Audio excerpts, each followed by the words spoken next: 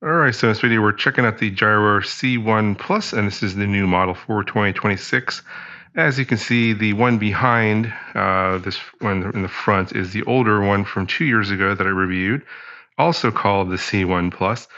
They're almost identical. The frame's really, really similar, obviously based on the same design, but this one has a few improvements. So they've taken the pet cage, or the extra cargo cage here, for the main deck from the C1S that I reviewed after the C1 Plus. Maybe it was around the same time. And they've added that to this new 2026 model. And of course, it's got the new foot pegs there that fold down. So you can carry your pet around, extra cargo in the back, same seat, same handlebar, same wheels. But we have a new motor. So as I mentioned in the previous video from 2 years ago on the original C1 Plus, I had wished for a larger motor and a bigger or higher voltage battery, and they have provided that now in the 2026 model. So we have a 1,000-watt motor here in the back and a much bigger battery. So it's a 48-volt, 13.5 amp hour battery. So it's also bigger in capacity and in voltage.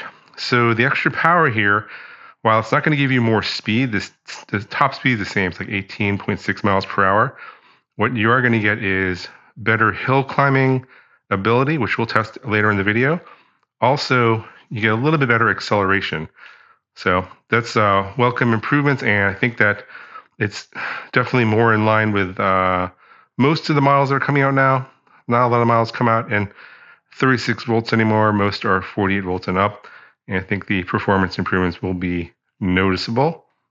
And again, this cage here, you can use it to carry extra cargo around, or as they depict in a lot of photos and videos, put your dog or pet in here. And they did include this extra padding for your pet.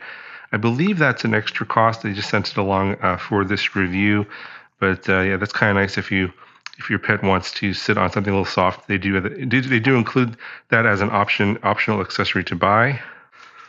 But as you can see, besides those differences that I've noted, the frames and everything are virtually the same. So I will link the original C1 Plus video down in the video description. I was very happy with the original C1 Plus. As you can see, I still have it. 2 years later, I do ride it quite frequently to do errands around the neighborhood and stuff. And one of my favorite scooters. So I'm kind of glad that Gyroor did reach out to me to test out the new 2026 model with the improvements that I was hoping for. So let's go ahead and do the riding test now, and I'll talk more about how it feels in the ride and other stuff as well during the riding test, as well as the hill climbing test. So let's go ahead and give this a test. All right, so it's been a few days since I recorded that initial segment. Just wanted to show you the scooter in bright sunlight.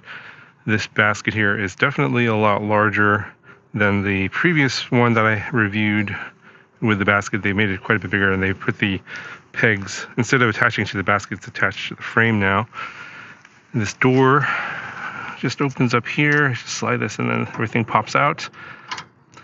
The pad that I showed you, this down here, that actually was a free gift. If you order this, that's going to be included, so your pet doesn't have to sit on the hard base of the scooter. Again, just like in the previous version, same 14-inch pneumatic tires and wheels, mechanical disc brakes, yeah, pretty much everything's the same, except for, of course, as I said before, the 48 volt motor and battery. Plus, it's a larger capacity battery now, 13.5 amp hours. So 30 miles of range is advertised. Plus, this is now a UL certified battery. So for those of you who are concerned about fires, this is UL certified, so definitely covered there.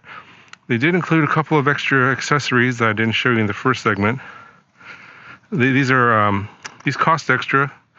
I'll link them in the description. So you got a phone holder attached to the handlebar, and then you got this bike lock, scooter lock with combination there, with an attachment. You can attach it to the scooter there. I was thinking probably better to put it over here, but then it kind of blocks. If you put it behind the seat there, kind of blocks your space there for the rear basket a little bit. But otherwise, I expect the acceleration to be better on 48 volts. So let's go ahead and get right to the riding segment, and we'll test out the acceleration for the 3 speed modes, and I'll give you my conclusions on the ride for this new 2026 version. All right, so starting off in speed level 1 from a full stop. Yeah, definitely the acceleration is much better, right all the way up to like 13 miles an hour, and it does the same behavior as the previous version. It gets up to like 13, then drops down to like 12, and then it kind of settles around 12 and a half, but it's not as herky-jerky as the 36 volt version, so definitely an improvement there. All right, let's go to speed level 2 from a full stop. Here we go.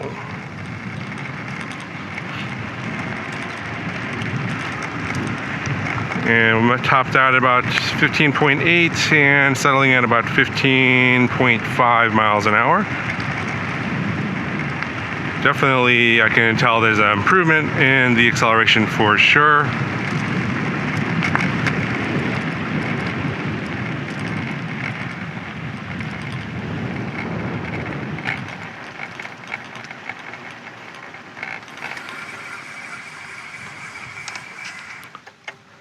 All right, go to level 3, speed level 3 from a full stop. Here we go. And yeah, boom, we're moving. Already at 17. There we go, 18.3, 18.6, and we're maxed out. So definitely a lot faster.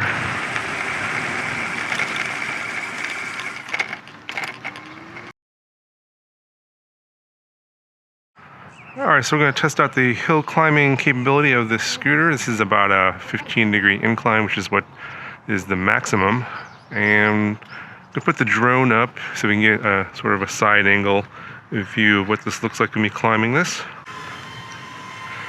Alright, so right at the bottom of the hill, and I'm in mode 3. I'm going to go full power here. And, oh yeah, it's going up no problem. If you saw that bicyclist trying to go up this hill earlier and she was struggling to get up, not an issue at all.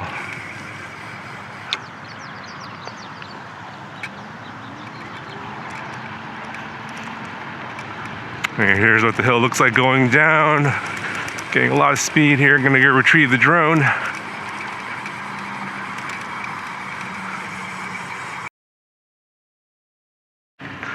All right, so nothing really surprising to report. The suspension is as smooth and as the other one, maybe even slightly more. Now, the thing you're hearing rattling is the phone holder here. Put a phone in there now. It still rattles a little bit, but the scooter itself doesn't rattle at all. It's very solidly built. So I don't have any issues with the build quality. I think it's just as good or better than the 2024 version.